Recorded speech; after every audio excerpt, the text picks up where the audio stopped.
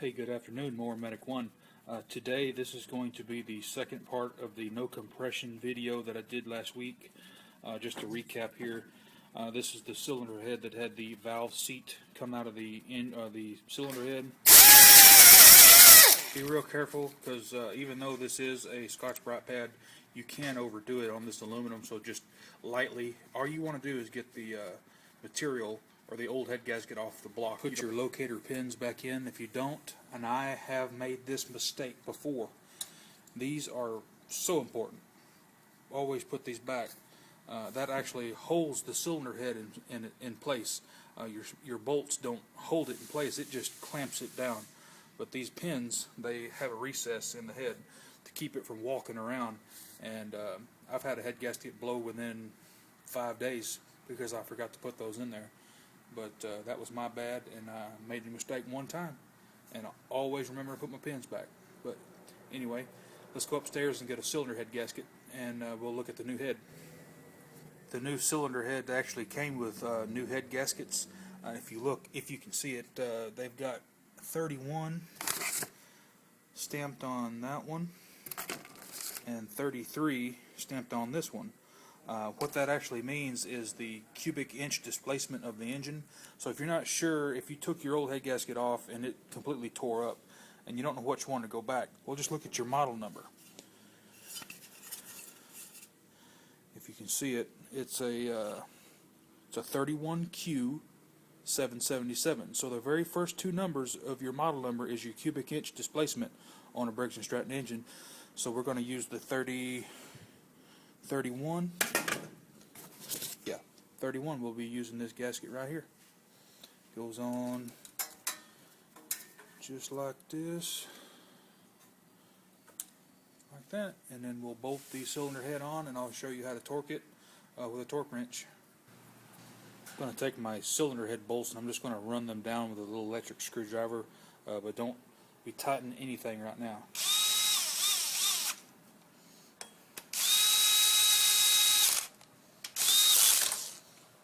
Just get them all cinched down.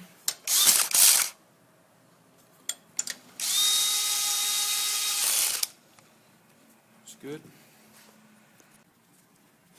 I'm going to torque this in two stages. It's 220.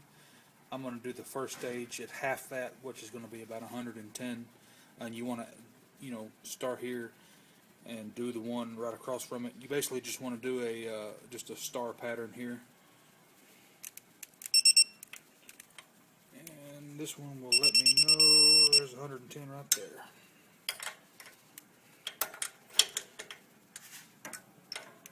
Hello, bolt.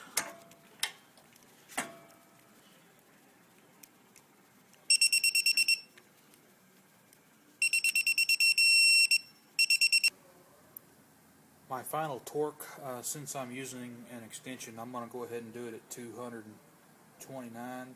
You can go 230. It's not going to hurt it, especially since you're reusing the head bolts. But the head bolts do stretch a little.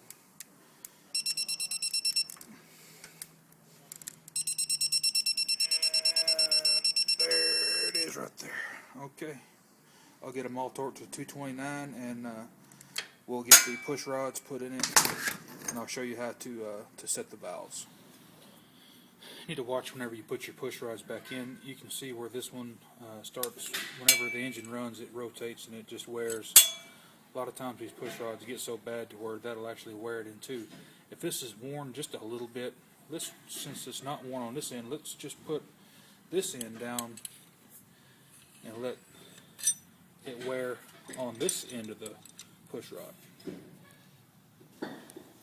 Now your push rods one's made out of steel and one's made out of aluminum. Just remember, your aluminum one always goes on the bottom. Be sure to install your valve stem caps, and then you can set your rocker arms on here. Be sure the little detent there goes on the little ball socket there, and you can screw on the adjuster like so.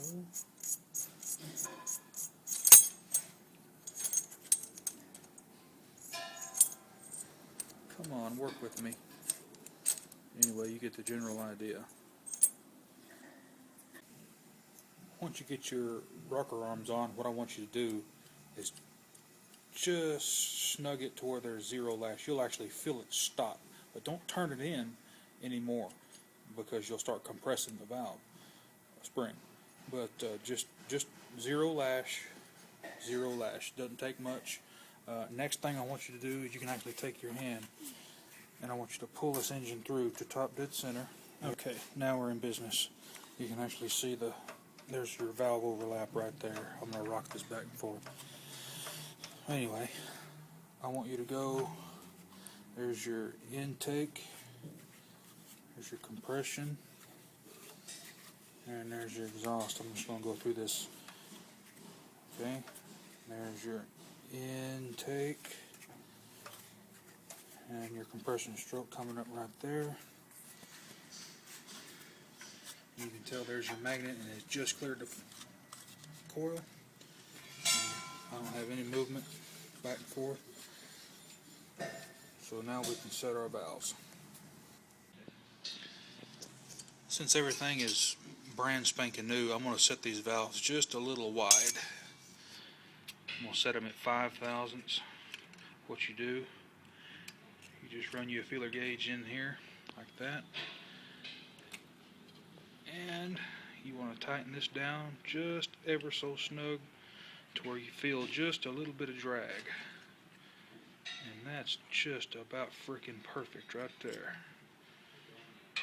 But when you get done with that, you just torque this center nut. It's going to be a T20. Torque it down and recheck your clearance. I think the torque spec on this little screw is 45 inch-pounds. I've been doing this a long time, and I tell you, that's plenty right there. Once you get that torque down, sometimes you may have to put a backup wrench right here to keep this from turning, but you should be good to go. And just check your clearances again, 5 thousandths here and 5 thousandths here. You may have to readjust it several times before you get it right, but anyway, that's how you get that part of it done.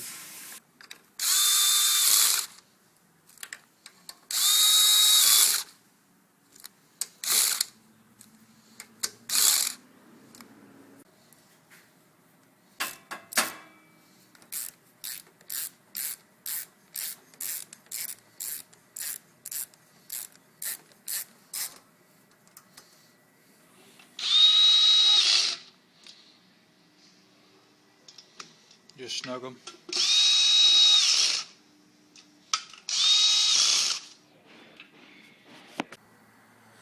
I think the battery's a little low, but let's see if it'll start.